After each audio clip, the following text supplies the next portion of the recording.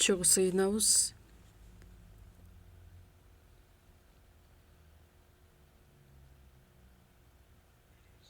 Bizi сүйгөн, биздин ырайымдуу ыйык Кудай Ата.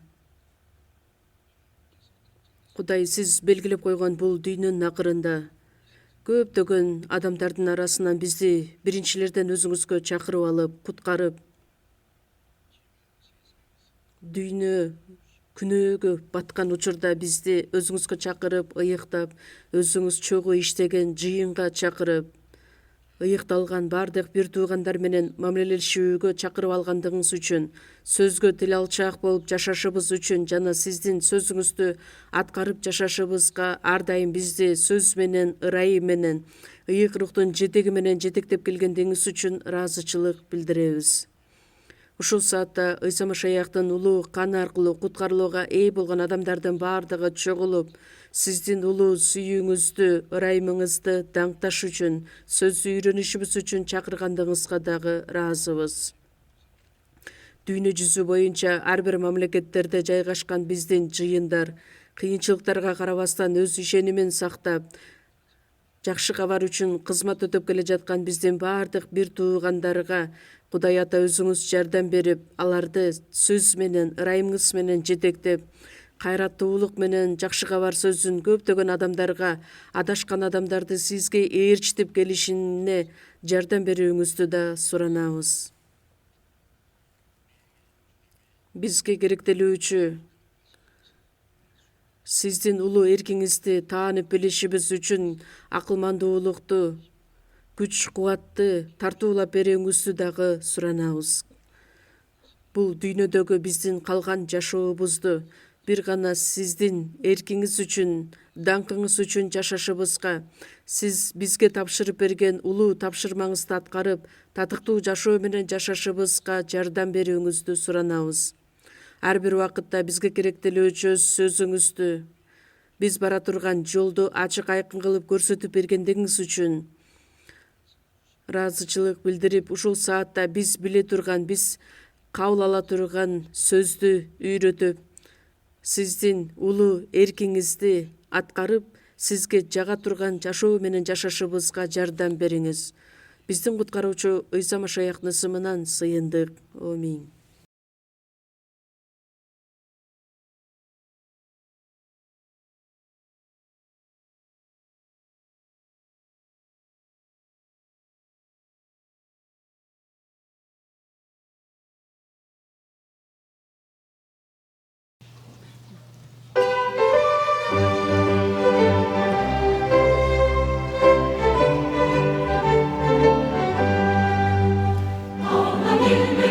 Soul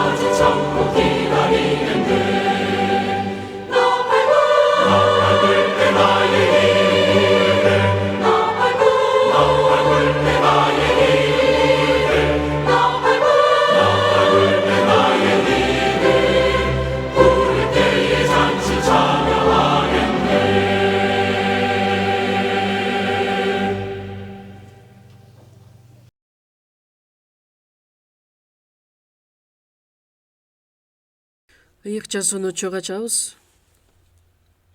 Колосалыктарга жазылган кат 3-бөлүмдү чөп ачабыз.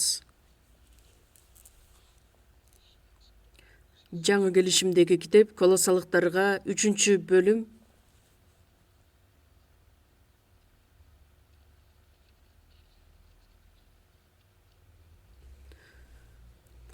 Колосалыктарга жазылган кат 3-бөлүм 15-аят. Колосалыктарга жазылган кат 3-бөлүм 15-аятты бардыгыбыз чогуу окуйбуз. Жүрөгүңөрдө Машаяктын тынчтыгы бийлик кылсын. Силер бир дененин мүчөлөрү катары ушул тынчтыкка чакырылгансыңар. Ыраазычылык билдирүүчүлөрдөн болгула. Ушуга чейин окуйбуз.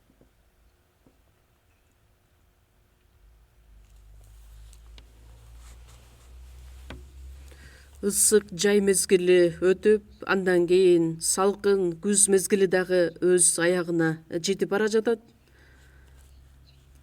Эми акырындык менен муздак шамал уруп, кышкы мезгилдин келе жаткандыгы байкалып жатат. Өзүңүздөргө байкалгандай эле климаттын өзгөрүлүшү азыркы учурда өтө көп өзгөрүлүп келе жатат. Кээ бир мамлекеттер ушунчалык кыйынчылыкта ысык аба ырайынан кыйналып келишет. Дагы бир мамлекеттерде жамгыр жабагандыктан, кургактыкта жаныбарлар дагы ошол ысыктан кырылып жаткан учуру. Дагы бир тарапта суу сел каптап, үйлөрдү кыйратып же болбосо адамдардын жашоосуна көптөгөн кыйынчылыктарды алып келип жаткан учуру. Мамлекеттер ошол жаратылыш кырсыктагы ар кандай көйгөйлөрдү чечиш үчүн мамлекет, өкмөт өз тарабынан ар кандай иштерди кылып келет. Бириккен Улуттар уюму тарабынан дагы ар кандай иштер кылынып келе жатат. Бирок бунун баардыгын токтотууга мүмкүн эмес экендигин айтып келишет.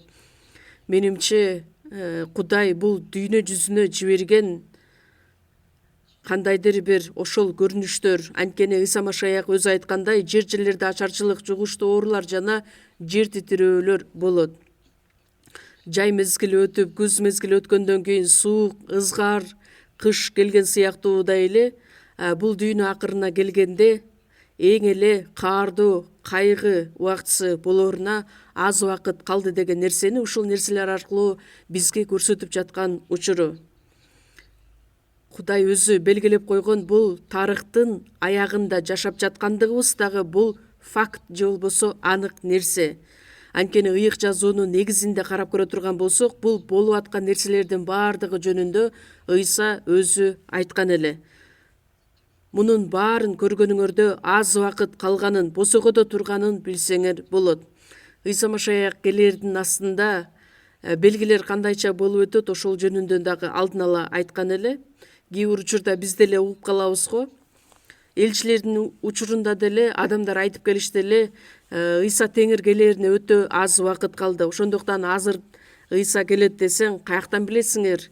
Силер айтып эле келесиңер, бирок Ыйса келбейт деп айтышат. Элчилер ошол убакыттагы болгон иштерди гана эмес, дүйнөнүн акырында боло турган иштер жөнүндө дагы алдын ала пайгамбарчылык сөздөрдү да айтып келишкен. Дүйнөнүн акыры келерине өтө эле аз убакыт калды. Ыйса Машаяк азыр келбесе дагы, бирок келерине өтө аз убакыт калгандыгын биз билишибиз керекпиз. Эгерде теңир келбесе, анда биз батыраак теңирге кетип калышыбыз дагы мүмкүн. Качан өлөрүбүз дагы билбестен жашап келебиз. Бирок Ыйса Машаяктын келерине аз калды деген сөз бул жөндөн жок айтылган сөздөр эмес, баардык белгилердин иш жүзүндө аткарылып келе жаткандыгы, жаратылыштагы кырсыктар, же болбосо саясаттагы болуп жаткан өзгөрүүлөр, экономикалык жактан жана моралдык жактан болуп аткан иштердин баардыгы бизге эмнени далилдейт? Дүйнөнүн тарыхы аз убакыт өткөндөн кийин өз аягына жетет деген нерселерди биз көрүшүбүз үчүн, байкашыбыз үчүн, ошол нерселердин баардыгын биз туура кабыл алышыбыз үчүн. көптөгөн адамдар азыркы учурда илим, маданият, искусство, жалпы цивилизация өнүгүп келе жаткандыктан дүйнө мындан ары жеңил болот деп айтып келишет. Анткени жасалмай интеллект дагы азыр пайда болуп, адамдарга өтө ыңгайлуу шарттарды түзүп келе жаткан учуру. Бирок бул нерселердин баардыгы тескерисинче өтө кайгы келе жаткандыгын бизге белги берип жаткан учуру. Кайрадан келе турган Ыйса Машаяктын учурунда биз аны менен жолугуша алабыз. Жана куткарылган адамдар биз Ыйса Машаяктын келээрин чыдамсыздык менен күтүп келебиз. Мен дагы жеке өзүмдү айта турган болсом, менин тирүү кезимде Ыйса Машаяк келсе экен деп кыялданам. Анткени өлүп Ыйса менен жолукканың дагы жакшы, бирок андан да жакшысы тирүүлөй биздин денебиз даңктуу денеге өзгөрүлүп, анан Ыйса менен жолукканыбыз дагы бул биз үчүн чоң бата болуп эсептелинет. Ошондуктан ошол жүрөктөргө ошол кыялданууга ээ болуп, кайсы убакта келбесин, эң негизгиси биз уят кароого калбастан татыктуу түрдө Ыйса Машаяк менен жолугушубуз үчүн биз баардык нерсеге даяр болуп турушубуз керекпиз. Жекшемби күндөрү биз сиздер менен Теңирдин ичиндеги жашоо деген темадагы сөздөрдү айтып келе жатабыз. Машаякчылардын жашоосу кандай болушу керек? Бүгүнкү токтоло турган тема Колосалыктар 3 бөлүм 15 аятта. Жүрөгүңөрдө Машаяктын тынчтыгы бийлик кылсын. Силер ушул тынчтыкка чакырылгансыңар. Ыраазычылык билдирүүчүлөрдөн болгула. Кыска бул аяттын ичинде өтө эле көй чоң мааниси терең мазмундагы сөздөр айтылат. Ошону бүгүн чогуу сиздер менен үйрөнөлү деп турабыз. Жүрөгүңөрдө Машаяктын тынчтыгы бийлик кылсын. Тынчтык деген сөз же болбосо санаа жок нерсе, же болбосо дагы бир сөз гармония, бул мааниси жагынан бир мааниге ээ болгон сөздөр. Элчи Павлдын жазган каттарын карап көрө турган болсок, мисалы Римдиктерге 1 бөлүм 7 аятта Кудай атабыз жана Теңирибиз Ыйса Машаяк ырайымын төгүп тынчтыгын бере берсин. Эфесиктерге 1 бөлүм 2 аятта, Колосалыктарда да 1 бөлүмдө айтылат, Кудай атабыз жана Теңирибиз Ыйса Машаяк силерге ырайымын төгүп тынчтыгын бере берсин. Кудайдын тынчтыгы адамдар элестеткен, ойлогон тынчтык же болбосо гармония эмес. Албетте Кудайдын тынчтыгы айырмаланат. Кудайдын тынчтыгы дайыма силердин жүрөгүңөрдөн орун ала берсин. Же болбосо башкача котормолордо карай турган болсок, Машаяктын тынчтыгы силерди башкарсын деген мааниде дагы айтылат.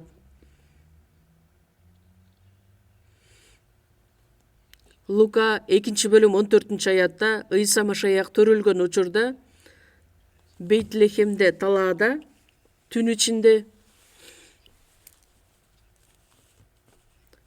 койду кайтарып жүргөн кайтаруучуларга периште келип мындайча сөздөрүн айтат. Күтүлбөгөн жерден периште менен бирге асман аскерлеринин тобу көрүнөт. Анан мындайча даңктап башташат. Асмандагы Кудайга даңк.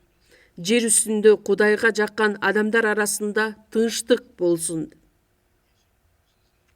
Ыйса Машаяк бул дүйнөгө келип, адамдардын жаны куткарылуу иши аркылуу бул дүйнөдө жашаган адамдарга даңк жана Кудайдын тынчтыгы келет деген сөз айтылган эле.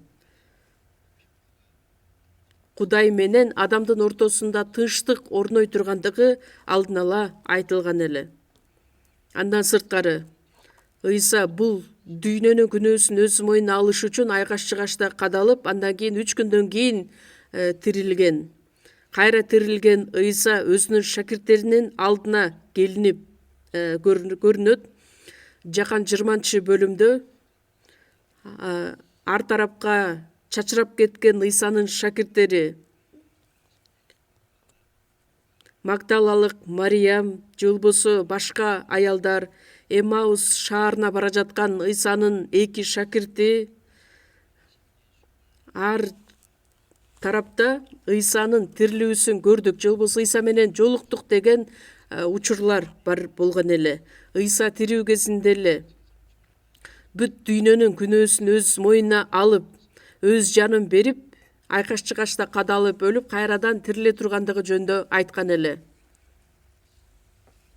Шакирттери ошол учурда дагы ишене алышкан эмес. Эмне үчүн? Анткени шакирттери дагы башка жүйүттөргө окшоп эле Рим империясынан израилдыктарды куткарып алып, андан кийин алардын падышасы болот деп ишенип келишкен. Эгерде Ыйса падыша боло турган болсо, анда эң жогорку орунга ким ээ болот деп ошого дагы урушуп талашып келишкен эле.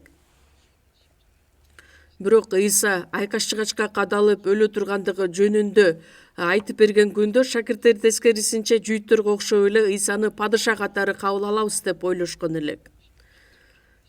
Ыйсаны кармап кетишет дагы. Пилатка ээрчитип барып, аны айкаш-чыгачка кадалсын деген чечим чыгарышып, ошол учурда Ыйсанын шакирттери шунчалык өкүнүп, эшиктерин бекитип алып, жүйүттөрдөн корккондуктан бир үйдө чогулуп отурушкан элек. Ыйса 12 шакирттин ичинен жүйүт Искариотко Ыйсанын артынан ээрчип,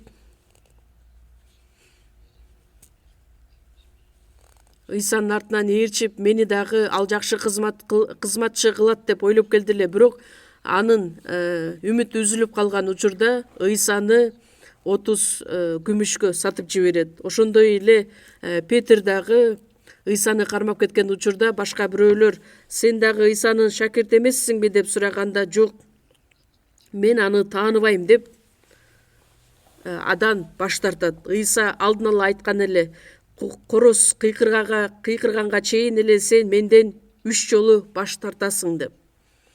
Жок, эмне деген сөздөрдү айтасың, мен өлсөм дагы сенден баш тартпайм деген өзүнүн сөздөрүн берген эле.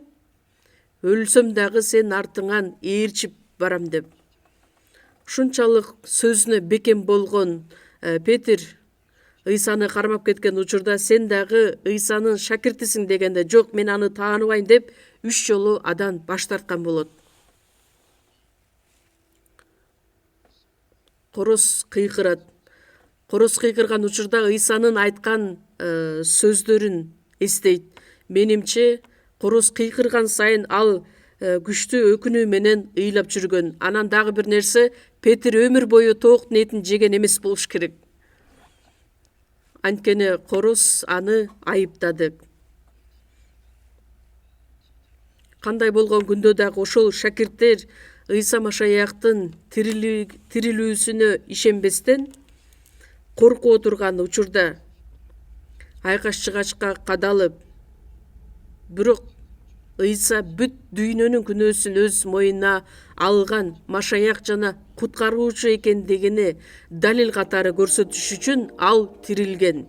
Ыйсанын өлгөнү бүт дүйнөнүн күнөөсү үчүн өлдү. Ал эми Ыйсанын тирилиши бүт дүйнөнүн күнөөсүн өз мойнуна алды, күнөөлөрүңөр кечирилди деген нерсени далилдеш үчүн тирилди. Тирилүүсү аркылуу аныктады. Кайрадан тирилген Ыйса 40 күн бою көптөгөн адамдарга өзүн көрсөтүп жүрдү. Бир учурда пайда болуп, кайра жок болуп кетти. Эмне үчүн? Анткени ал рухий денеге ээ болгондуктан. Эң башында Ыйсанын шакирттери бир нече шакирттерине өзүнчө жолуккан учуру бар эле. Анан жармысы көргөн, жартысы көрө элек шакирттери да бар эле. Бирөөсү Ыйсаны көрдүк дейт, бирөөсү жок, биз көрө элекпиз деген дагы тартыштар болгон. Жакан 20-бөлүм 19-аяттан баштап. Анан ар тарапка чачырап кеткен шакирттер бардыгы бир жерде чогулушат дагы. Келиңиздер анда чогуу эле ачалы. Жакан 20-бөлүм. Жакан жазган жакшы кабар 20-бөлүм 19-аяттан баштап.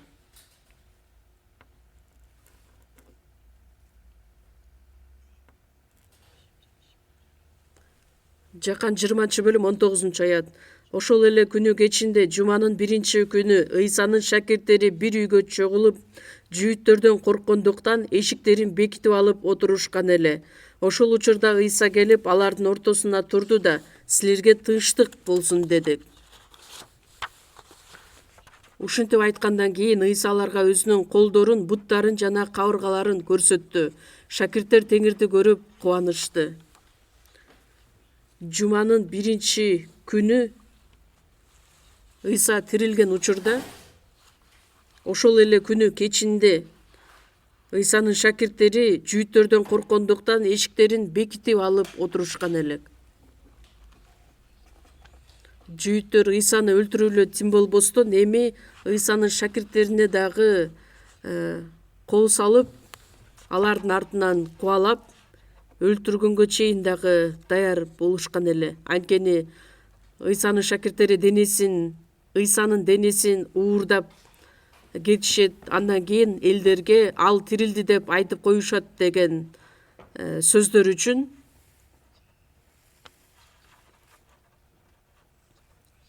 анан Ыйса коюлган ошол көрүстөнгө өзүнүн аскерлерин коюп, ал жакты дагы кайтартып коюшкан эле. Бирок Ыйса 3-күнү кайрадан тирилген учурда ошол жерде кайтарып турган аскерлер өз эсин жоготушат.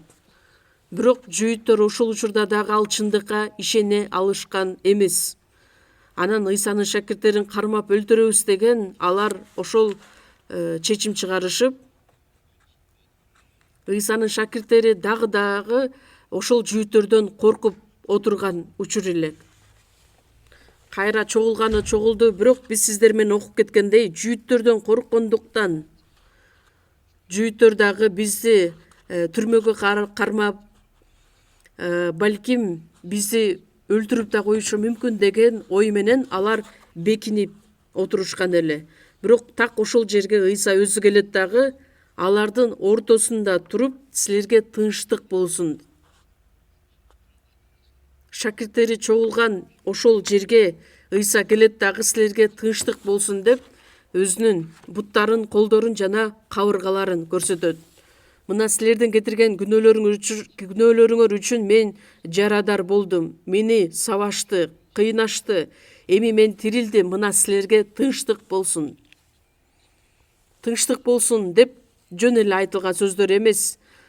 Силердин күнөөлөрүңөрдүн баардыгы түбөлүккө кечирилди. Ышая 53-бөлүм 5-аятта айтылгандай, ал биздин күнөөлөрүбүз үчүн жарадар болду, биздин мыйзамсыздыктарыбыз үчүн кыйналды. Бизге тынчтык болуш үчүн ал жазага тартылды. Анын жарааты менен биз айыктык. Ошол тынчтык силер менен чогуу болсун деп Ыйса 2 жолу ошол сөздөрдү айтат. Кайрадан тирилген Ыйса кээ бир учурда өзүн көрсөтө да алган, жана ошол жерден күтүлбөгөн жерден жок болуп да кеткен. Эшиктердин баардыгы катуу бекитилген эле, бирок эшикти ачып кирүүсү кереги жок эле. Кайрадан тирилген Ыйса ал кандайдыр бир убакыт же болбосо материяда байланып жашабастан, рухий денеге ээ болгондуктан, кайсыл учурда, кайсыл убакытта кааласа ошол учурда ал өзүн көрсөтө алган эле. Ошондуктан Ыйсанын шакирттери Лука 24-бөлүмдө Ыйсаны көрүп, элес көрүп жатабыз деп ойлошкон. Бирок Ыйса өзү эле айткандай, колдорун, буттарын жана кабыргаларын көрсөтүп, элестин сөөгү да, денеси да болбойт. А силер көрүп тургандай баардыгы бар. Кан баардыгы агып кетти, бирок ошол эле сөөк дене бар. Анан жей турган бир нерсеңер барбы деп сураганда, бир кесим куурулган балык беришет. Анан көптөгөн адамдардын астында ошол балыкты жейт. Эгерде Ыйса рух боло турган болсо, анда оозуна салган учурда баардыгы ичинен көрүнүп турмакта. Эмне үчүн ошол балыктын бир кесимин жеген? башка дагы мааниси бар, бирок ыйса тирилгендиги бул рухий денеге ээ болгондугун түшүндүрүш үчүн жакан 21-бөлүмдө кайрадан тирилген ыйса Галилея көлүндө шакирттери менен кайрадан жолугушат дагы. Өз шакирттерине акыркы сөзүн айтат: торду кайыктын оң жагына салгыла, ошондо кармайсыңар дегенде торун салышат дагы. Түшкөн балыктардын саны 153 балык кармап алышат. Ал цифра дагы белгилүү, 153 балык бар элек. Анан ошол учурда нан жана балыкты даярдап,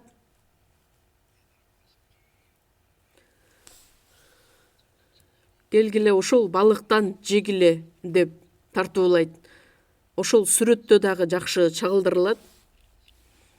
Ыйса өзүнүн шакирттерине балыкты тартуулагандыгы бергендеги: силерди мен адамдарды кармай турган балык уулоочу кылам деп Петерге, Жакыпка кайрылып айткан эле. Адамдардын жанын куткарып алыш үчүн силер ошол ишти алып барасыңар.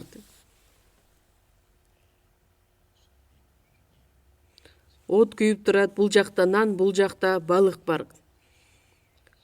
Ыйса кайрадан тирилгенден кийин эң акыркы шакирттери менен болгон же болбосо бөлүшкөн мамилелешүүсүн биз элестете алсак болот. Бул өтө эле жакшы, ушунчалык көрүнүшү жакшы мамилелешүү эле. Бирок Галилея ошол көлүндө Ыйса Машаяк эле чогуу болбостон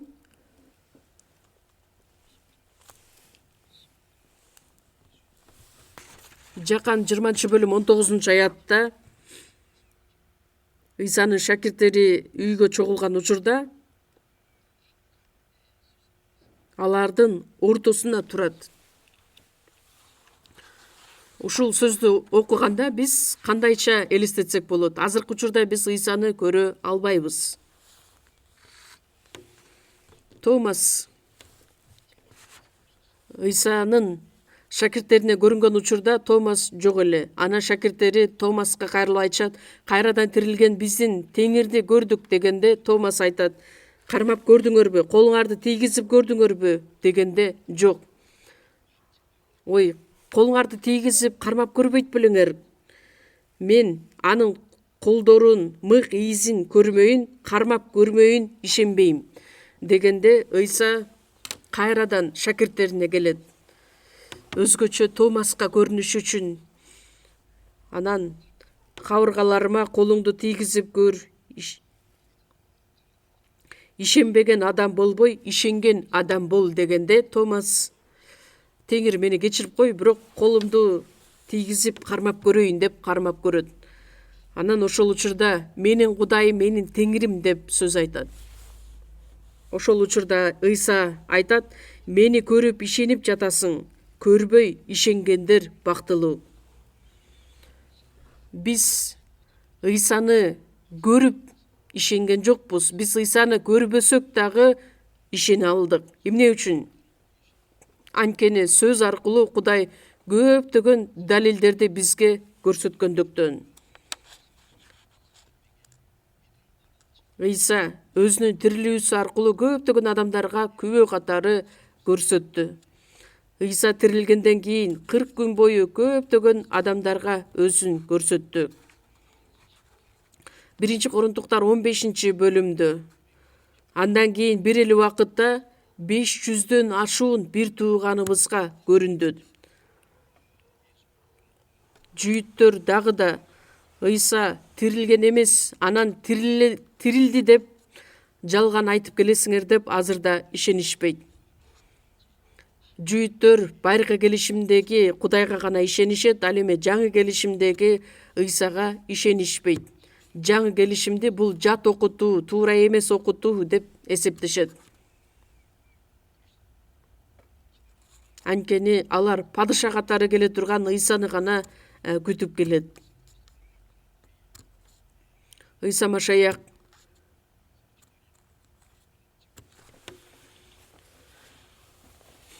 жүйттөр ыйсаны как падыша катары күтүп келгендектен антихрист пайда болгон учурда мына биздин падышабыз келди деп ошону падыша катары кабыл алышат.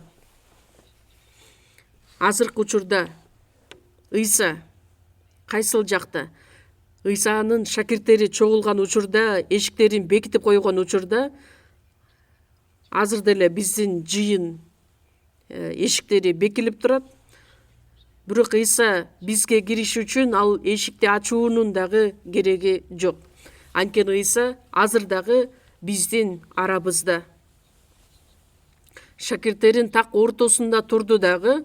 Каякта турду дейт? Так ортосунда. Азыр дагы ыйса биз менен чогуу экендигине, биздин ортобузда экендигине биз ишенишибиз керекпиз. Анткени бизге түбөлүк даңк, түбөлүк үмүттү берген ыйса бул дүйнөдө жашап жаткан учурда дагы биз менен ар дайым чогуу болом деген убадасын берген. Матай 28-бөлүм 20-аятта бул дүйнөнүн акырына чейин баардык убакытта мен силер менен болом. Биздин арабызда. Биздин өмүрүбүздүн кожоюну катары силерге тынчтык болсун деген сөздү айткан.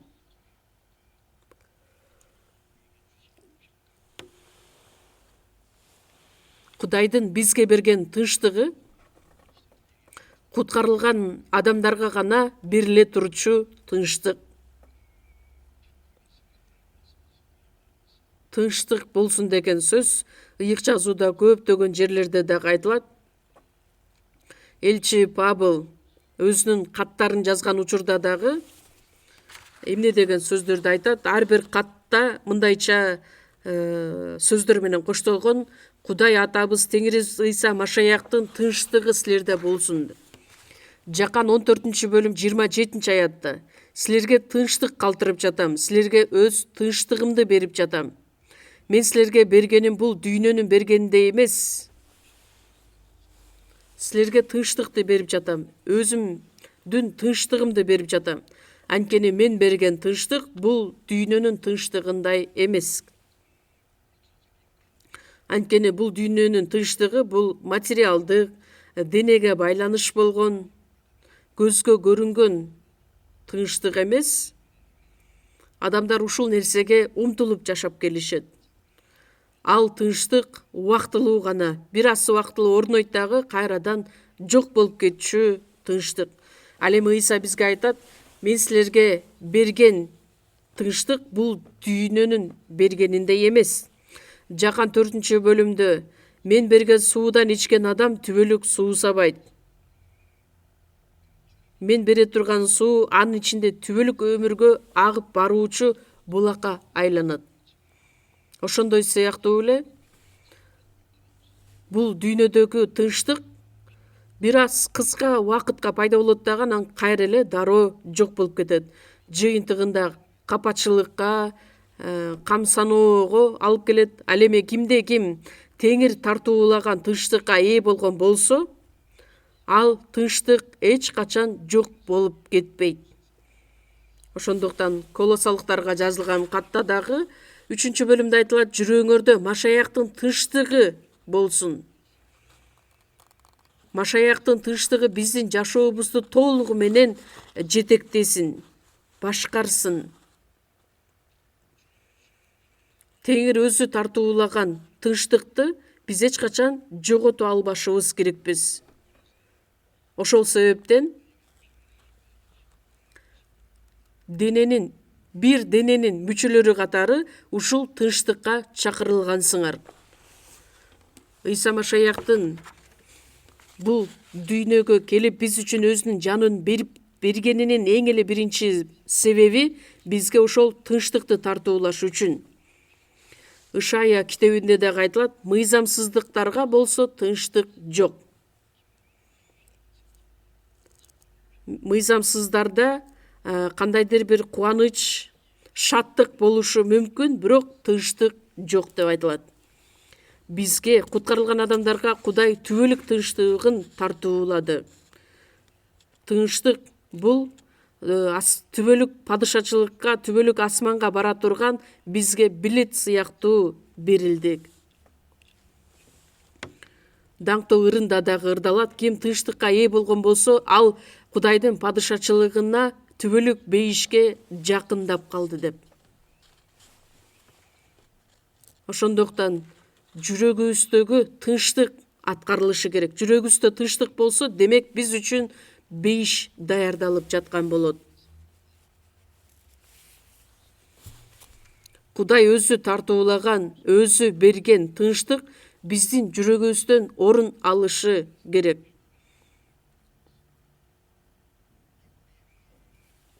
Ошол тынчтык биздин жүрөгүбүздү башкарсын. Жыйындын ичинде дагы ошол тынчтык ар дайым орун алышы керек. Тынчтык бизди жетектеш үчүн, биз менен чогуу болуш үчүн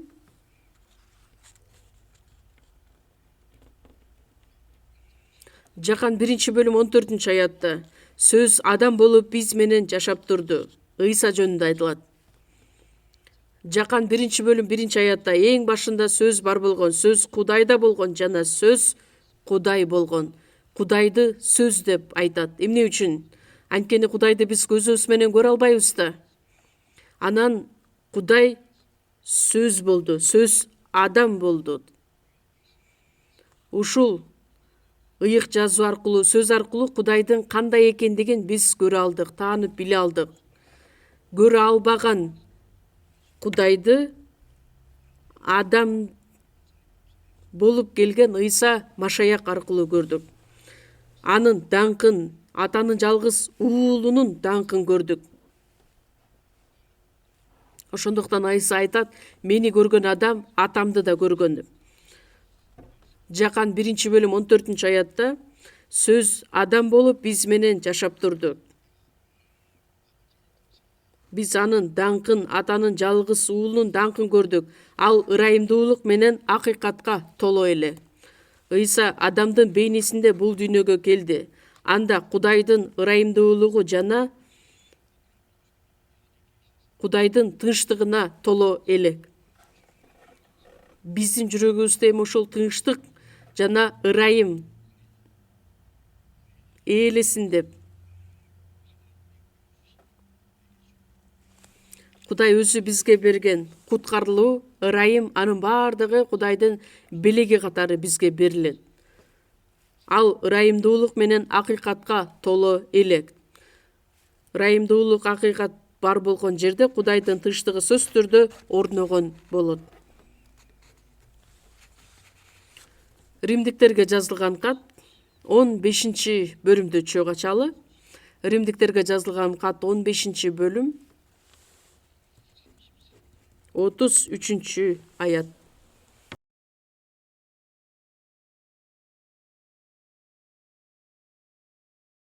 Чогуу окуйбуз. Тынчтыктын булагы болгон Кудай баарыңар менен болсун. Аминь.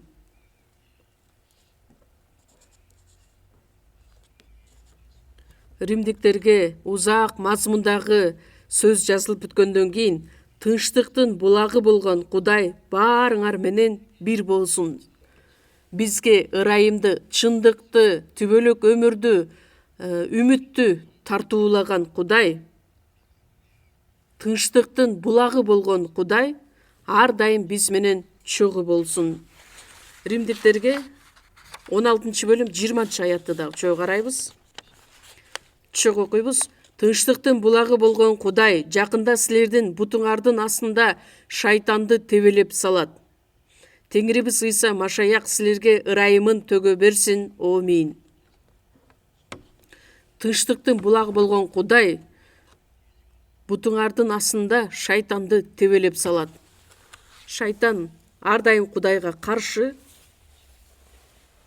тынчтыктын ордуна ар дайым бизге күнөөнү жана азапты жиберип келет.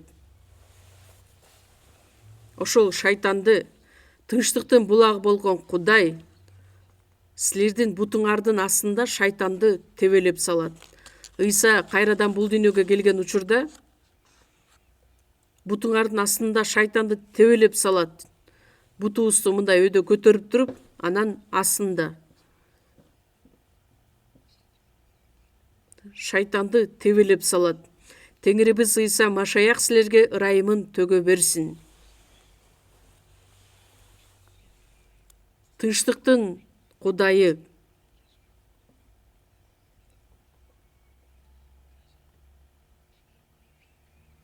Кудайдын тынчтыгы, Кудайдын ырайымы ар дайым бизде чогуу болсун деген сөздөр айтылган эле.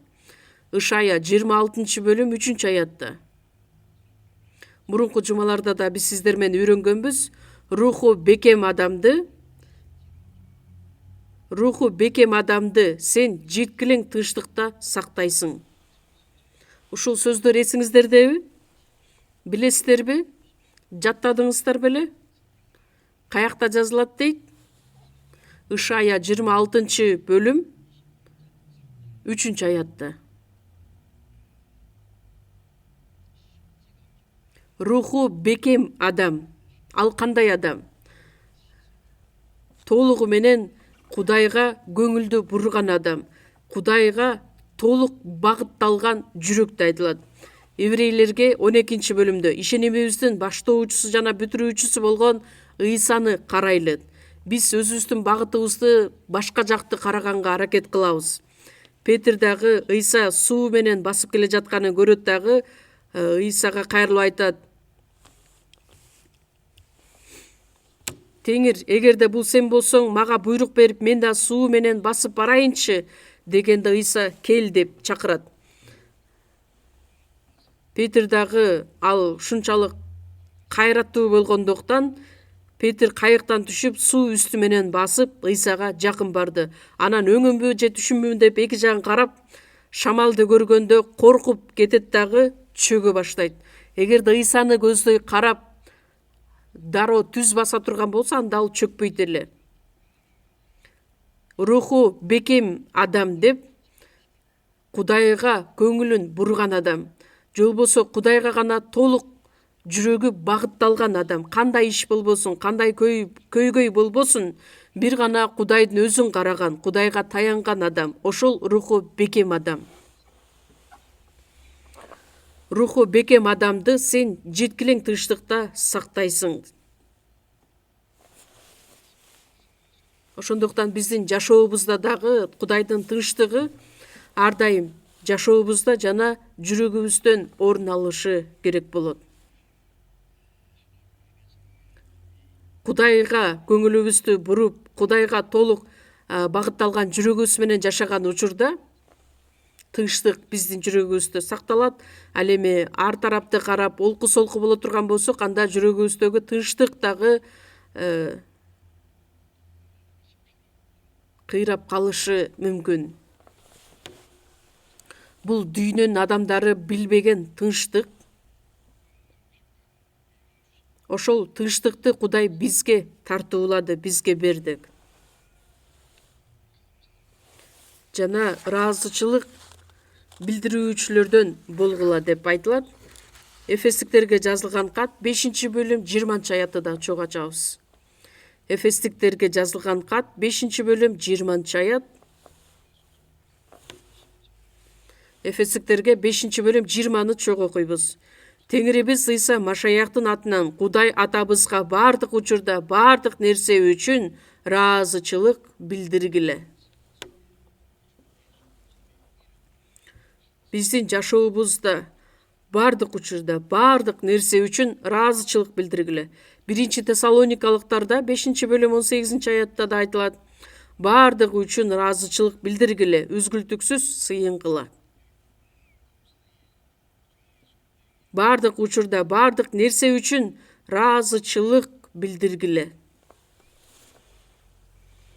Бардыгы үчүн деп кайсыл бизде жакшы шарт болбосун же туура эмес иш болсун, кайгыда да, кубанычта да, кандай учурда болбойлу Кудайга ыраазычылык билдирген адамдардан болушубуз керекпиз. Кудай биз менен чогуу болгондуктан кээ бир учурда бизге жакшы нерсени тартуулашы мүмкүн, кээ бир учурда азап кайгыны да жибериши мүмкүн.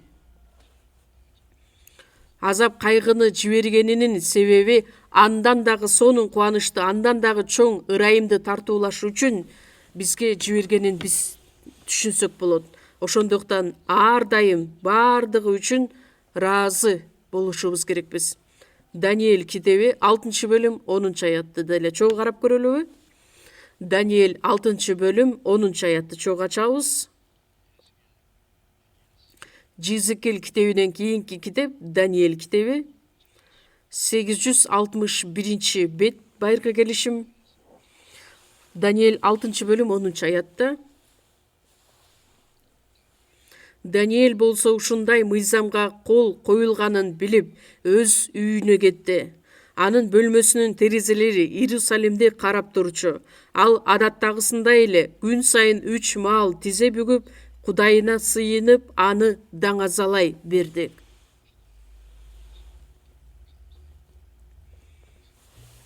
Бул сөздүн мааниси кандай?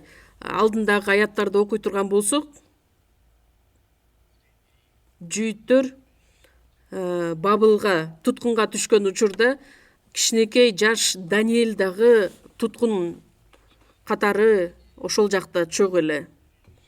Бирок Кудай Даниэльге өзүнүн акылмандуулугун, ырайымын тартуулагандыктан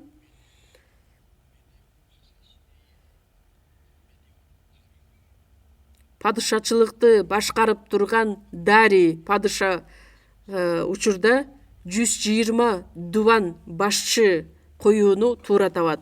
Ошол дубан башчылардын ичинде Даниэль дагы бар эле.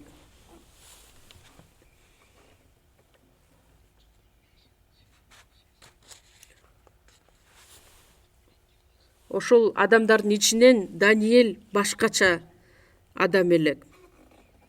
3 төрөнү коет, бирок ошол 3 төрөнүн ичинен Даниэль кандай эле? 3-аятта Даниэль башка төрөлөрдөн, дубан башчылардан жогору эле.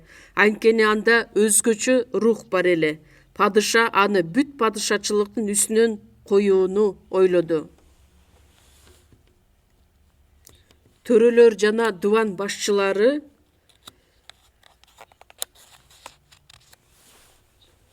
ошондо төрөлөр менен дубан башчылар падышачылыкты башкаруу иштери боюнча Даниэльди айыпташ үчүн шылтоо издей башташты. Бирок эч кандай шылтоо да, жаңылыштык да таба алышкан жок.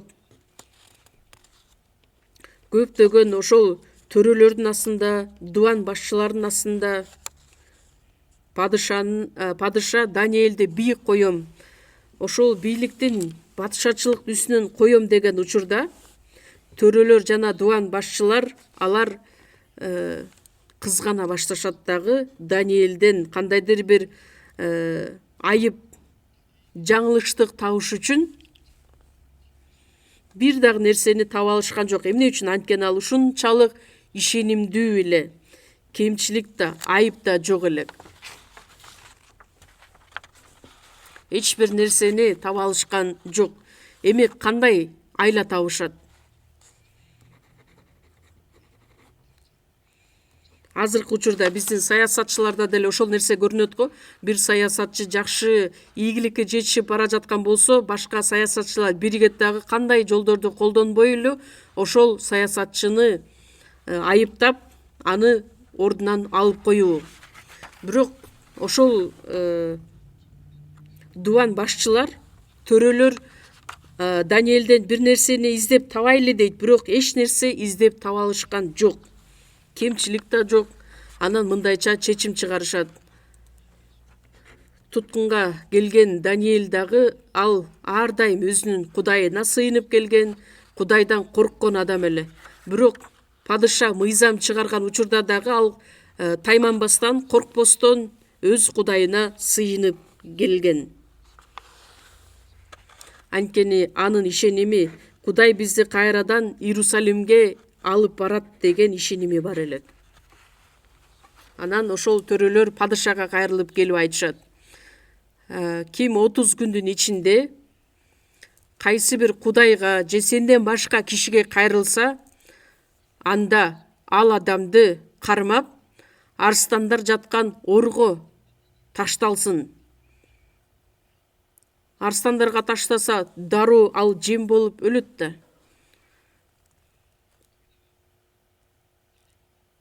Дарий ошол жака буйрук чыгарат дагы өзүнүн мөөрүн басып коет.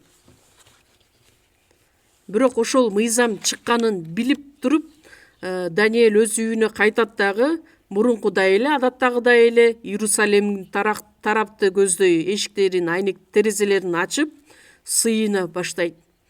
Корккон да жок, санаага түшкөн да жок.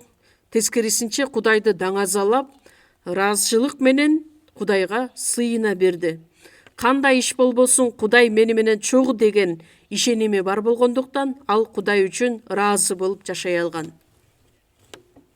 Ошондуктан Даниэль сыйынып жатканын изилдеп көрүшөт дагы, жанакы эле төрөлөр, дубан башчылары көрүп айтышат.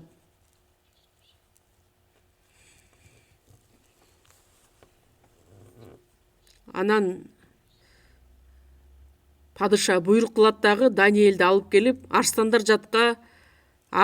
жаткан орго таштап салышат.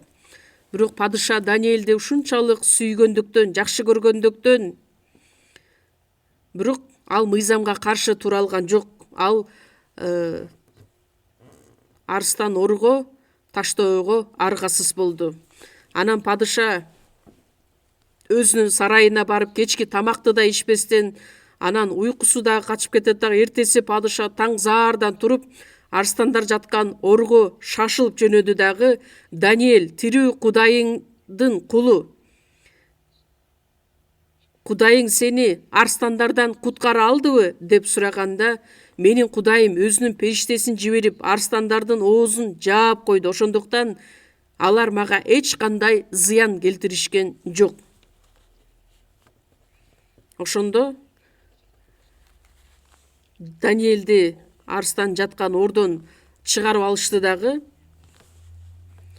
Падыша буйрук кылып, Даниэлди айыптаган адамдарды алып келип, арстан жаткан орго аларды өздөрүн да, балдарын да таштап салган учурда, ордун түбүнө түшө электе эле арстандар алардын сөөктөрү менен кошо чайнап салышат.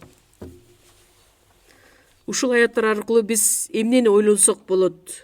Кайсыл учурда, кайсыл акыбалда болбосун, Даниэль бир гана Кудайга таянып, ишенимин сактап, коркпостон Кудайдын астында сыйынып келген адам эле. Кудайга сыйынып, Кудайга ыраазычылык билдирген адам эле. Бардык нерседе, ар бир учурда Кудайга ыраазычылык билдиргилет. Эгерде биздин жүрөгүбүздө тынчтык орногон болсо, анда сөзсүз түрдө биз Кудайга ыраазычылык билдирип жашай алабыз. Элчилердин иштери 16-бөлүмдө Павыл менен Силас Филиппия жергесинде жакшы кабарды таркатып жаткан учурда аларды кармап алышат дагы, аянт башкаруучуларына сүйрөп барышат. Анан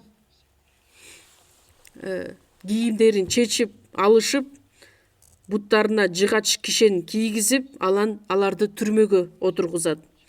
Түн ортосу болуп калган учурда Павыл менен Силас Кудайга сыйынып, Кудайды даңктап ырдашат.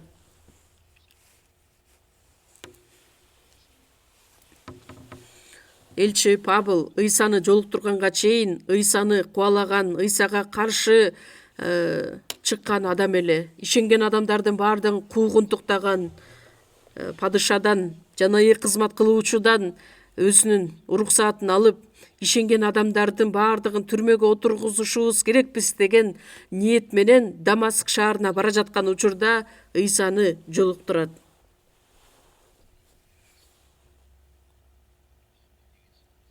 Шабыл эмес, эми Павыл деп анын атын да өзгөртөт.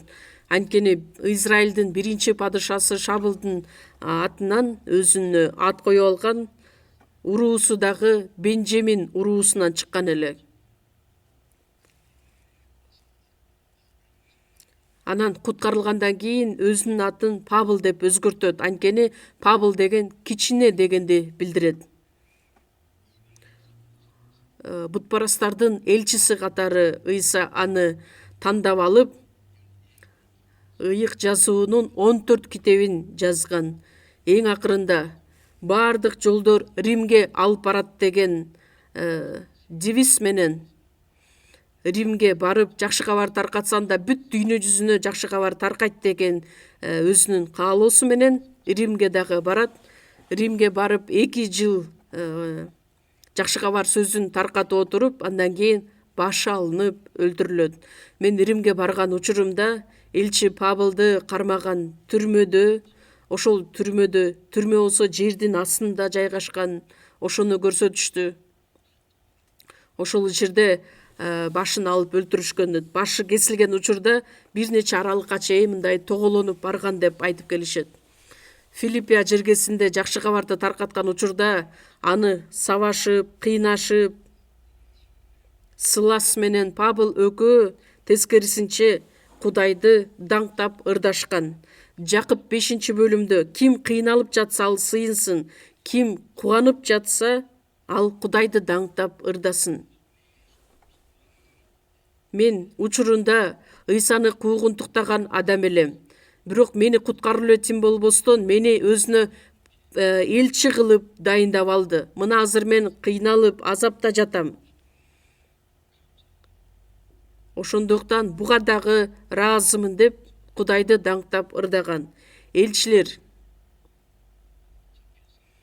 жакшы кабарды таркаткандыгы үчүн аларды тескерисинче кармап, сабап, алардын бардыгы Ыйсанын ысымы үчүн кармалып жаткандыгы, сабалып жаткандыгы үчүн Кудайды даңктап ырдашкан эле. Биздин жашообузда кандай кыйынчылыктар пайда болбосун, кандай учурларда кездешпейли, бардык нерсеге ыраазычылык билдиргенди билишибиз керекпиз. Кудайдын тынчтыгын сактаганга аракет жасап. Эгерде жүрөгүбүздө тынчтык жок болсо, анда ыраазычылык дагы жоголуп кетиши мүмкүн. Колосалыктарга жазылган кат 2 бөлүм 19 аятты дагы чогуу ачабыз. Колосалыктарга жазылган кат 2 бөлүм 19 аят.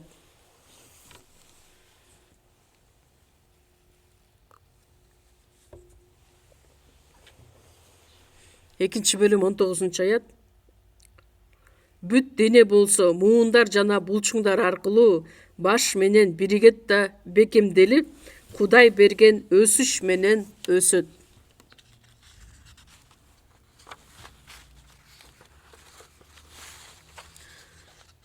Колосалыктарга жазылган кат чындыгында жыйын эмне экендигин өтө жакшы түшүндүрүп берет бизге. Баш менен биригет. Бүт дененин бардыгы бир башка биригет. Башка бирикпесе анда эмне болот? Баш биздин денебиздин негизги ролун аткара турган.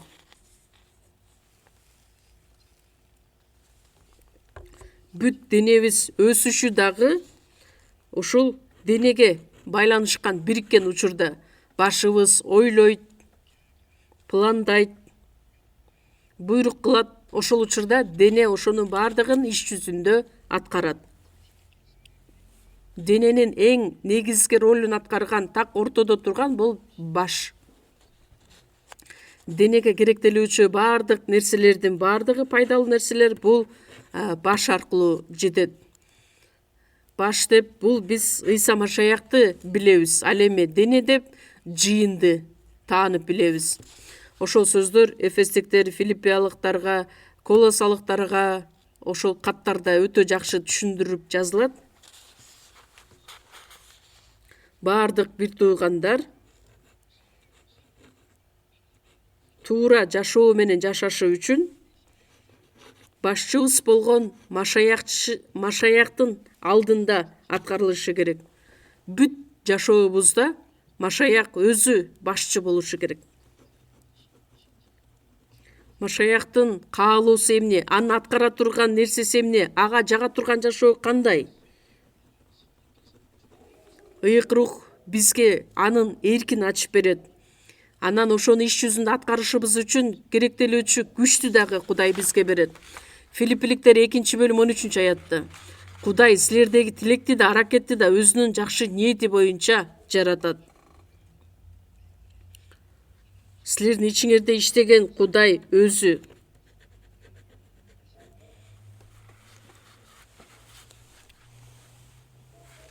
Биздин ичибиздеги рух Кудайга жага турган анын эркин аткарышыбыз үчүн, түшүнүшүбүз үчүн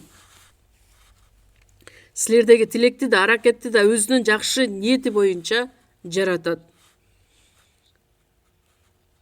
Эгерде биз баардыгыбыз башка бириге турган болсок, баш кандай ойлонсо, кандай буйрук берсе, ошонун баардыгына баш ие тургандай кылып. Менин өзүмдүн каалоом, ниетим ыраазычылык билдирип, Кудайдын даңкын даңктап жашоо.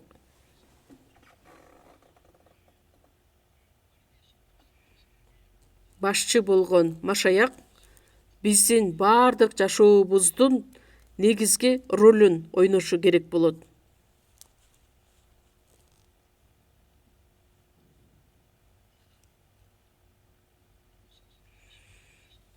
Колосалыктар 2-бөлүм 19-ту кайрадан окуйбуз. Бүт дене болсо муундар жана булчуңдар аркылуу баш менен биригет да бекемделип, Кудай берген өсүш менен өсөт. Жүзүм дарагы жөнүндө дагы үйрөнгөнбүз. Жүзүм дарагы бул Ыйса өзү. Анан ошол даракка байланыш болгон сабактар. Сабактар деп бул куткарылган адамдарды айтабыз. Ыйса мен жүзүм дарагымен, силер болсо сабактарсыңар. Тамырдан келген баардык пайдалуу нерселер, витаминдер, ошолордун баардыгына бутактар ээ болушат дагы, анан мөмө байлайт. Окшош эле мазмундагы сөздөр. Баш аркылуу келген нерселердин баардыгы бүт денебизге жетет. Биздин башыбыздагы болгон баардык система, баардык нервтер аркылуу бүт денеге жеткен сыяктуудай эле. Башыбыз баардык нерселерди денеге жиберет, өсө турган гормондор дагы ошол баш аркылуу келет. Баардык муундар, булчуңдар, жана булчуңдар аркылуу баш менен биригет жана бекемделет. Бул сөздүн мааниси кандай? Адам өз алдынча эч качан өсө албайт.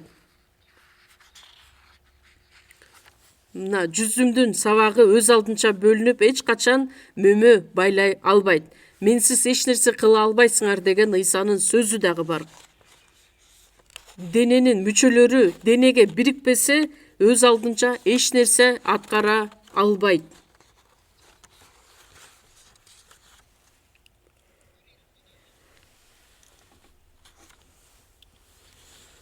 Баштан бөлүнүп кеткен дене эч качан өз алдынча бир нерсе аткара албайт. Куткарылган адам мен өзүнчө бөлүнүп кетем деп, өзүнчө китеп окуйбу, же мамилелешүүдө болобу, эч качан өсө албайт. Качан жыйындын ичинде болгондо, руханий жашоодо ал өсө алат. Мурунку жумада Эфестиктерге 4-бөлүмдө биз сизде менен изилдегенбиз. Ошол учурда Машаяктын деңгээлине жеткен күнгө чейин өсүшүбүз керекпиз. Бирок бул куткарылган адамдар жыйындан бөлүнүп, биз өз алдыбызча өсө албайбыз. Кичинекей бала ал өзүнүн бир туугандарын таштап, үй бүлөсүн таштап өз алдынча чоңой алабы? Ата-энесинин сүйүүсүнө, ата-энесинин коргоосуна, жардамына ээ болгондо гана ал өсө алат. денеси гана өспөстөн анын бардык сапаттары, мүнөзү ошого жараша өсөт, өзгөрүлөт. Кичинекей бала үйүн таштап кете турган болсо, анда балдар үйүнө барып калышы мүмкүн, же болбосо жетимсиреп калып калышы мүмкүн. Ошондой сыяктуу эле куткарылган адам жыйындын ичинде нормалдуу жашоо менен жашабаса, куткарылган күндө дагы ал адам жыйындан таштап кетип калышы мүмкүн. Кээ бир учурда адамдар бар, бир адам мен насаатчы болом дейт дагы, жыйынды таштап мен өзүм деле элдерге жакшы кабар айтам деп бөлүнүп кетет. Кандай ыкмаларды, жолдорду колдонбосун, ал адам өз алдынча иш алып бара албайт. Жогорудан төрөлбөгөн адамдар өз алдынча чогулуп алышып, анан өзүнүн жыйынын же болбосо чогулушун жаратышат. Мисал үчүн, куткарылган адам өзүнчө бөлүнүп кетет дагы, мен өзүмдүн жыйынымды ачам дейт. Кандай аракеттерди жумшасын, ал эч нерсе аткара албайт.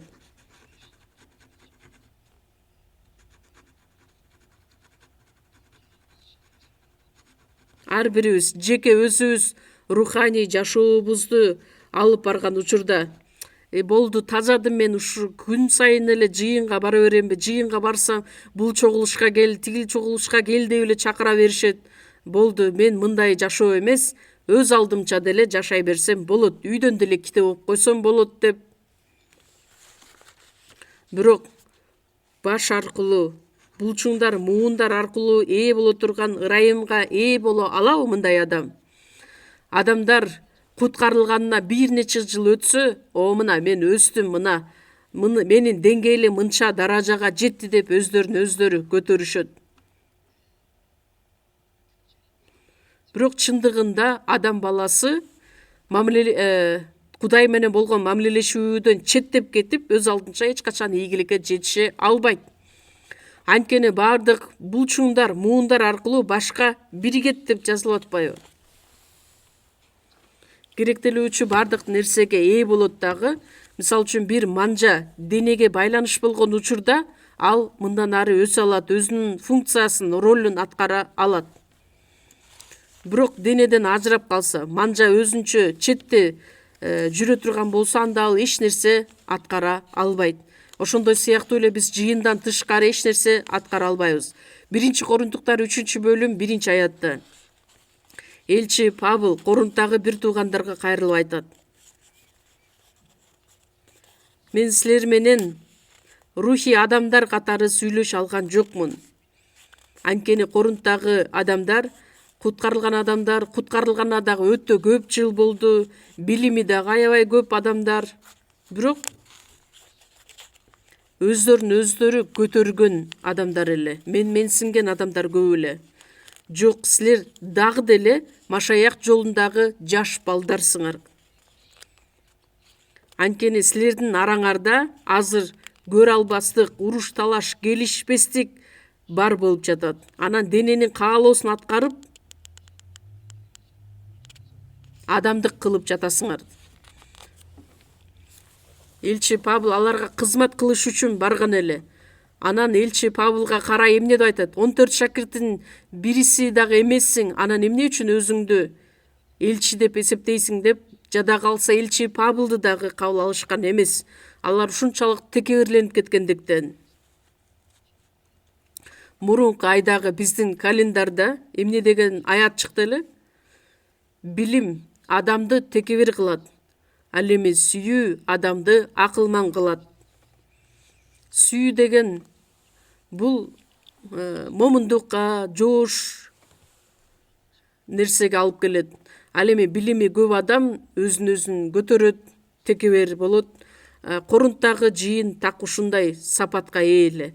Алар ушунчалык сөзгө чечен эле, билими көп эле. Бирок элчи Павылдын көз карашы боюнча силер дагы деле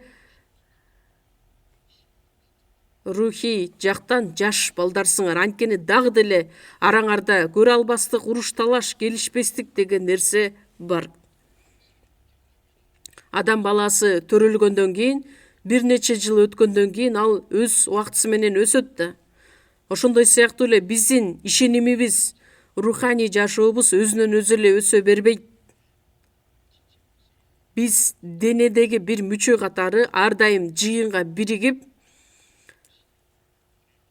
Теңирден келген керектелүүчү ырайымга ээ болуп, Кудай өзү өстүргөн өсүш менен өсүшүбүз керекпиз. Андай болбосо биз эч качан өсө албайбыз. Ошондуктан кээ бир учурда адамдар канча жылдан бери жыйынга келишет, бирок руханий жашоосу дагы деле жаш баланыкындай.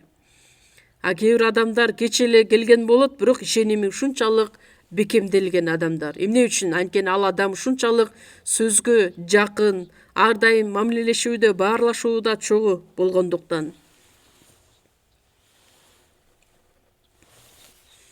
Ошондуктан эсибизге сала турган нерсе, унутпай турган нерсе, Кудай берген өсүш менен өсөт деген нерсени унутпашыбыз керекпиз.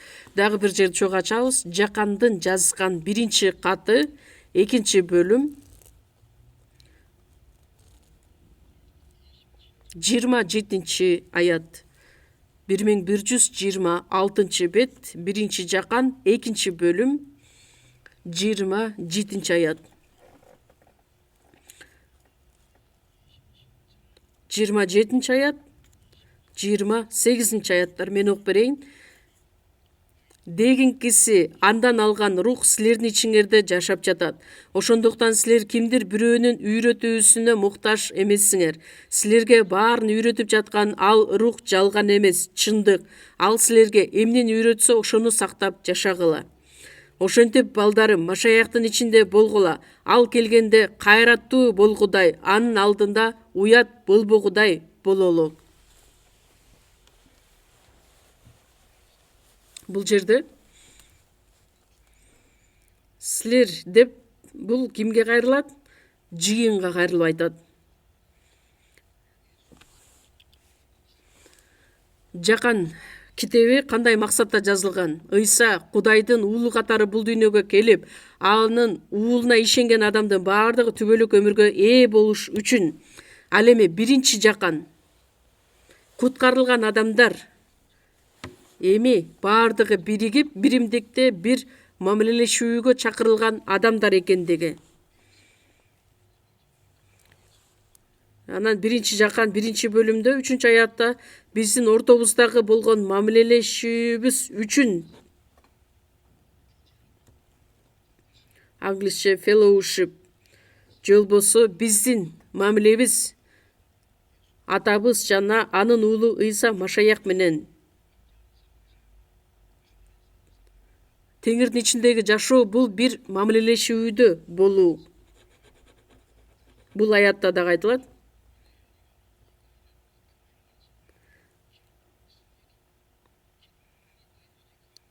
Андан алган рух силердин ичиңерде жашап жатат. Ошондуктан силер кимдир бирөөнүн үйрөтүүсүнө муктаж эмессиңер. Ал силерге эмнени үйрөтсө, ошону сактап жашагыла. Жыйындын ичинде рухтун үйрөткөн нерсеси бар. Кытай иероглифи жыйын деген сөз өтө жакшы жазылган. Жыйын деген эмне? Үйрөнүш үчүн чогулган жер. Куткарылган адамдар чогулган сайын Теңирдин окутуусун биз кабыл алабыз, окутуусуна ээ болобуз. Кудайдын эрки, Кудайдын чындыгы, Машаякчылардын баардыгы туура таанып биле турган сөздөрдүн баардыгы ушул ыйык жазууда жазылган. Ыйык рухтун окутуусу, үйрөткөн нерсеси.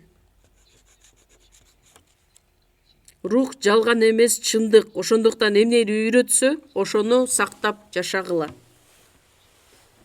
Биздин жыйындагы пасторлар бар. Пасторлар дагы ар дайым сөз сүйлөшөт. Анан кээ бир учурда пастор дагы кандайдыр бир катачылык кетирип алышы мүмкүн. Бирок катачылык кетирет деп биз бүт ыйык жазууну жалган сүйлөйт деп айта албайбыз да. Силер силерди үйрөтүп жаткан рух ал жалган эмес, чындык. Мен кээ бир учурда телевидениядан, телевизордон ар кандай каналдарды карап отуруп, анан ошол Машаях жөнүндө айткан каналга токтоп калам дагы, атайлап көрөм да, булар эмне жөнүндө айтат экен деп. Анан биздин Корея мамлекетиндеги чоң жыйындардын өкүлү катары алар өздөрүн тааныштырып, ошол телевиденияда сүйлөшөт. Ушунчалык даанышман сөздөр менен сүйлөйт дагы, бирок негизги даны жок.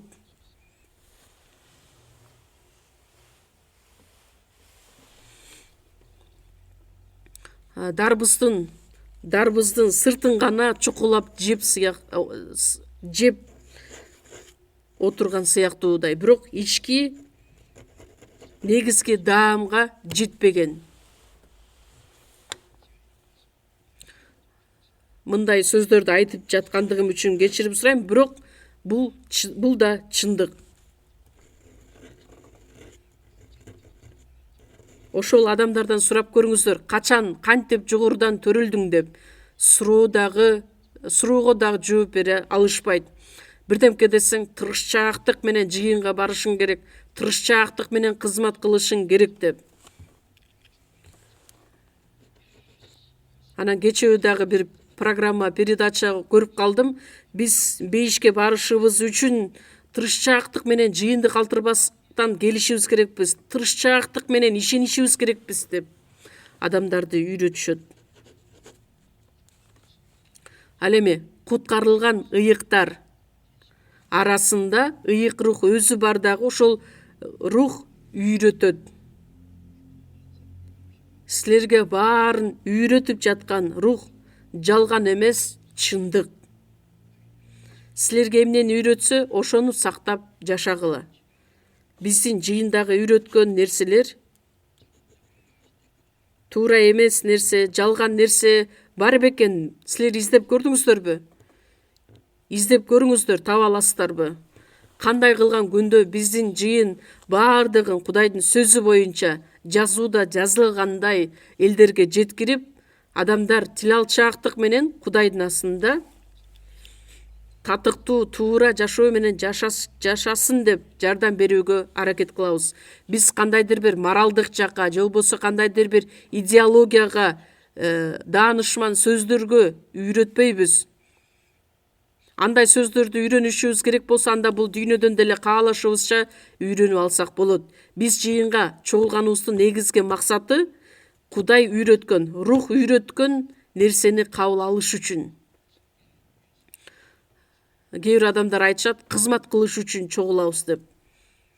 Ыйык жазууда ошондой сөздөр барбы? Жакан 4-бөлүмдө Кудай рух, ага табынуучулар да рух менен чындык боюнча табынуулары керек. Кудай өзүнө рух менен табынгандарды издейт, карайт.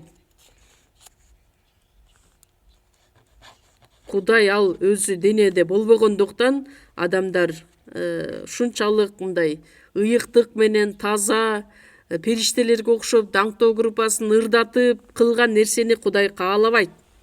Анткени Кудай ал дене эмес. Кудай ал рух болгондуктан биздин жүрөгүбүздү түздөн түз көрүп турат. Эгерде ал адам жогорудан төрөлбөгөн болсо, анда ал адамдын сыйынуусун Кудай угабы? Жок. Ал адамдын бир эле сыйынуусун угат, Кудай мени куткара көр деген. Кудай рух болгондуктан ага табынуучулар да рух менен чындык боюнча табынуулары керек. Ыйык рух келип бизди чындык менен жетектей турган болсо, анда биздин бүт жашообуз Кудайга болгон кызматыбыз болот. Дагы бир нерсе, Римдиктерге 12-бөлүм 1-аятта Кудайдын боорукердиги менен силерден өтүнөйүн. Эгерде чынында куткарылган болсоңор, анда менин айткан сөзүмө кулак төшөгүлөт. Кудайга өзүңөрдүн денеңерди тирүү, ыйык жана ага жага турган курмандык катары бергиле. Бул силердин рухий кызматыңар. Куткарылган адам Кудайга жага турган ыйык тирүү курмандык алып келиши керек. Байыркы келишимде торпоктордун, коозулардын каны менен, ал эми азыркы учурда биз өзүбүздүн денебиз менен өзүңөрдүн денеңерди тирүү ыйык жана ага жага турган курмандык катары бергиле. Бул рухий кызматыңар болот. Биздин сүйлөгөн сөздөрүбүз, кылган иштерибиз, бүт жашообуз Кудайдын астында Кудайга жага турган рухий кызмат болушу керек. Экинчи аятта бул дүйнөгө ылайыкташпагыла, анткени бул дүйнө күнөөгө баткан, башаламандыкка толгон дүйнө. Тескерисинче өзүнө жаккан жана жеткилең эрки эмне экендигин таанып билиш үчүн акыл оюңарды жаңылантып тургула. Кудайга жаккан анын эркин аткаргыла. Ошонун баардыгы Кудайга арналган силердин рухий кызматыңар болот. Тирүү кызматыңар. Чындыгында биздин бүт жашообуз Кудайга арналган рухий кызматыбыз. Азыркы учурда биз чогулганыбыз Кудайга кызмат кылыш үчүн эмес. Негизги максат кызмат кылыш үчүн эмес, кызмат кылыш үчүн жолдорун үйрөнүш үчүн чогулдук. Кудайдын сөзүн туура үйрөнүп, Кудайдын сөзү боюнча туура жашап, үй бүлөдө болобу, жумушта болобу, жыйындын ичинде болобу, баардык нерсе сөз боюнча аткарылганда Кудайга арналган чыныгы рухий кызматыбыз болот. Туурабы, түшүнүктүүбү? Адамдар чогулуп эле мына кызмат кылабыз деп эле жар салышат. Мен кичинекей кезимде ортоңку класстарда окуп жүргөндө Пусанда жашачубуз. Анан биздин мектебибиз жыйынга байланыш болгондуктан кааласаң каалабасаң дагы жыйынга барышың керек болчу. Анан пастор ушунчалык ыйык кийимдерди кийип алып, тазаланып келип, баардыгыбыз чогуу ыйык кызматты баштайбыз деп үнүн дагы өзгөртүп алат. Үнү дагы такыр башкача, ушунчалык ыйыктап, ошол чыныгы кызматпы? Ыйык жазууда каякта ошентип жазылат экен? Бул буркандарга табынган адамдардын жашоосу. Ал эми куткарылган адамдардын бүт жашоосу, сүйлөгөн сөзү, аткарган иштери бүт рухий курмандык, рухий кызмат болушу керек.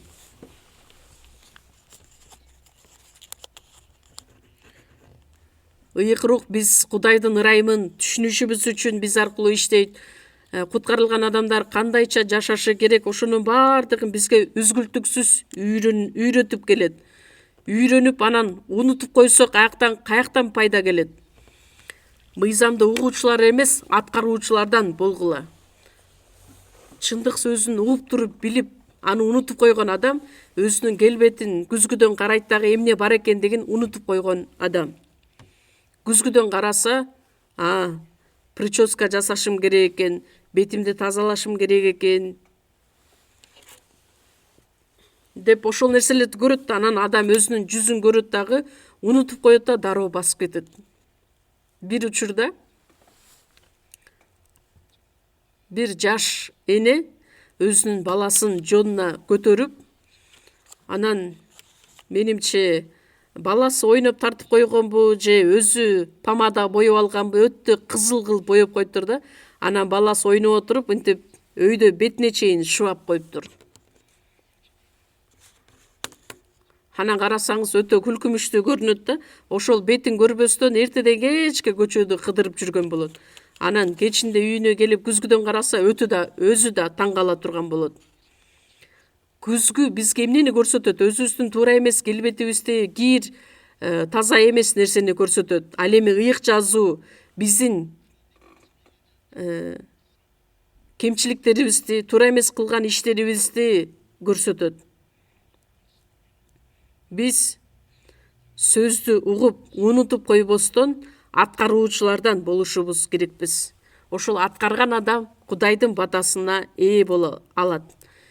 Ыйык жазууну биз эмне үчүн үйрөнөбүз? Баардыгыбыз эле мугалимдер болуш үчүнбү, окутуучу болуш үчүнбү? Жок да.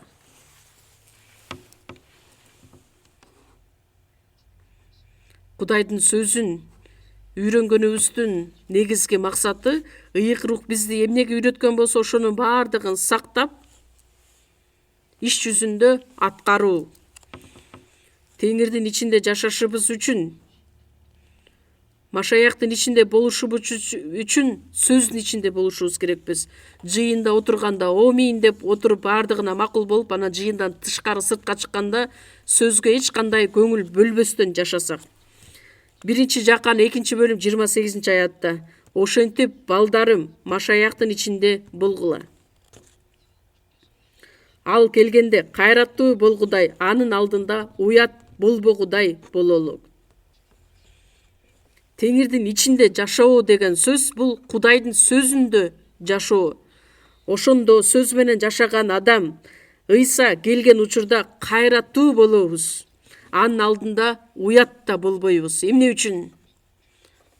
Анткени Ыйса Машаяк келгенде биз Теңирдин ичинде жашадыкпы же Теңирден сырткары жашадыкпы, ошонун баардыгы ачыкталып көрсөтүлөт.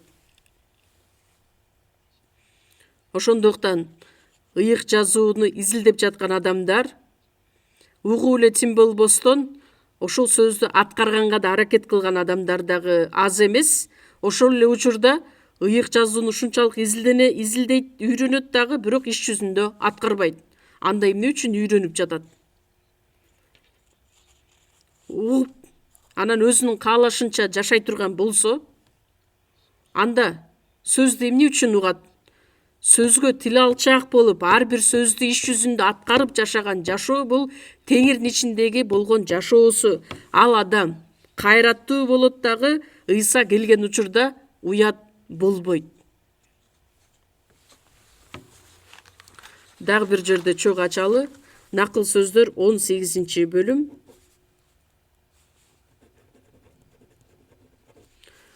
Накыл сөздөр 18-бөлүм.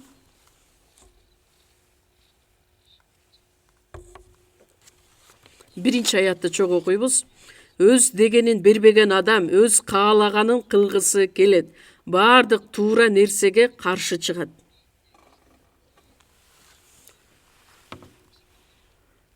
Адамдар чогуу чогулган жерде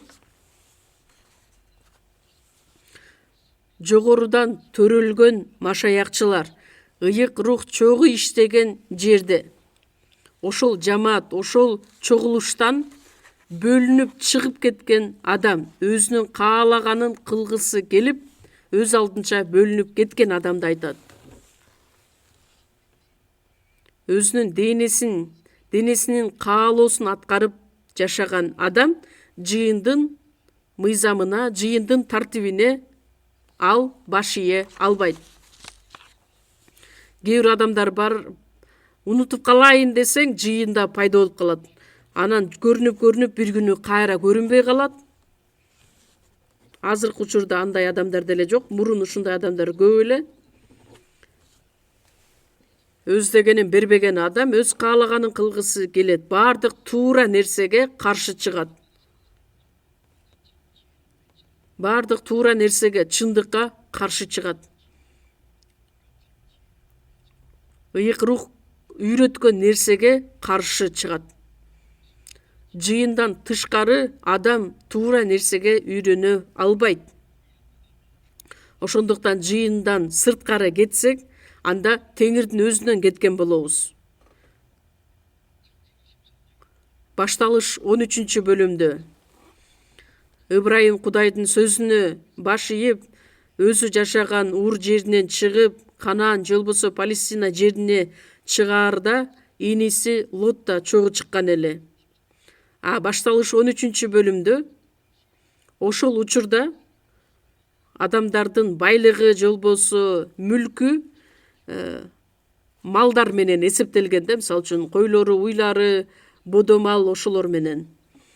Анан күндөрдүн биринде жер тардык кылгандыктан, алардын мал мүлкү өтө көп болгондуктан, экөөнүн кайтаруучулары талаштык кыла башташат. Анан Ыбрайым Лотту чакырып мындайча айтат: экөөбүз кечке ушинтип отурсак, ортобузда көйгөй жаралышы мүмкүн. Ошондуктан мына бардык жер сенин алдыңда, менден бөлүн. Эгерде сен сол тарапка кетсең, анда мен оң тарапка кетейин. Эгерде сен оң тарапка кетсең, мен сол тарапка кетейин. Ошондо Лот эмне деп жооп бериши керек эле? Жок, мен ага сенден алыстабашым керек. Мен сенин артыңдан ээрчип келдим. Демек Кудайдын артынан ээрчип келдиң. Ана мен кантип сенден алыстайын? Өзүнүн кайтаруучуларын барып урушуп, ким андай сөздөрдү айтты? Мен кантип өзүмдүн агамды таштап, Кудайды таштап кетмегелим деп жооп бериши керек эле. Анан Лот көз чаптырып карайт дагы, мейли анда мен өзүм биринчи тандоо кылайын деп, алыстан Содом жана Амур шаарларын көрөт дагы, мурунку Эйден багындай ушунчалык көзүнө жакшы көрүнөт. Содом жана Амур шаарларын кыйратканга чейинки акыбал болгондуктан ал көзгө жакшы шаар көрүнөт. Анан Ыбрайымдан алыстайт, бөлүнүп кетет. Анан Кудай эмне кылат? Ошол шаарларда күнөөгө толгон шаар эле. Кудай асмандан от жана көкүрт менен бүт шаарларды кырып жок кылат. Бирок Ыбрайым өзүнүн иниси Лот үчүн сыйынат дагы, анын өмүрүн сактап калган болот. Эптеп тирүү калат. Аялы болсо туз мамысына айланып калат. Артты караба деген учурда карайт дагы, катып калат. Ал эми 1-Корунтуктар 3-бөлүмдө айтылат. Өзү куткарылат, бирок оттон чыккандай куткарылат. Мен мындайча бир учурду көрдүм эле. Пусан шаарында жашап жаткан учурда бир үйдө чоң от болот дагы, пожар болот дагы. Андан кийин адамдардын баардыгы жылаңач бойдон эшикке качып чыгышат. Өмүрүн сактап калыш үчүн. Лоттун образы ушул нерсени чагылдырат. Өзү куткарылат, бирок оттон чыккандай куткарылат. Куткарылат, бирок эч нерсеге ээ эмес сыяктуудай. Бул дүйнөдөгү болгон нерсенин баардыгы от менен күйүп жок болот. Бул дүйнөнүн күйүп кетип жок болуп кеткен жашоо үчүн жашайсыңарбы, же от күйүп жок болсо дагы түбөлүк сактала турган асман падышачылык үчүн жашайсыңарбы? Биз бул дүйнөдө жашап жатсак дагы түбөлүк асман падышачылыкты карап, ошол асман падышачылыкка умтулуп жашап келебиз. Эгерде биз машаякчы боло турган болсок, көзгө көрүнгөн бул дүйнө үчүн эмес, анткени бул дүйнө жана дүйнөдөгү болгон нерселердин баардыгы кырылып жок болот. Ошондуктан бул дүйнө үчүн гана жашап келген адам боло турган болсо, андан куткарылган болсо дагы от аркылуу куткарылган сыяктуу болуп калышы мүмкүн. Ошондуктан биздин жашообуз ар дайым теңирдин ичиндеги жашоо болушу керек. Чогуу сыйынабыз. Биздин ырайымдуу Кудай Ата, Ыйса Машаяктын улуу каны аркылуу бизди куткарып алдыңыз. Мындан аркы жашообузда ар дайым биз менен чогуу болуп, сиздин улуу эркиңизди аткарып, сиздин коргооңузга ээ болуп, ыйык рухтун жетегинде рух үйрөткөн окутууга үйрөнүп жашашыбызга жардам бериңиз. Биздин бардык бир туугандар сөзгө, ырайымга толуп, ыйыкталып, сиз иштеген жыйында ар дайым чогуу болуп, ишенимибиз күндөн күнгө өсүп, сизге жага турган жашоо менен жашашыбызга жардам бериңиз. Биздин жашообузда чыныгы, тынчтыкты жана ырайымды толтуруп, биздин мындан аркы жашообузду бир гана сиз жетектеген жашоодо жашашыбыз үчүн жардам берүүңүздү суранабыз. Биздин куткаруучу Ыйса Машаяктын ысымынан сыйындык. Аминь.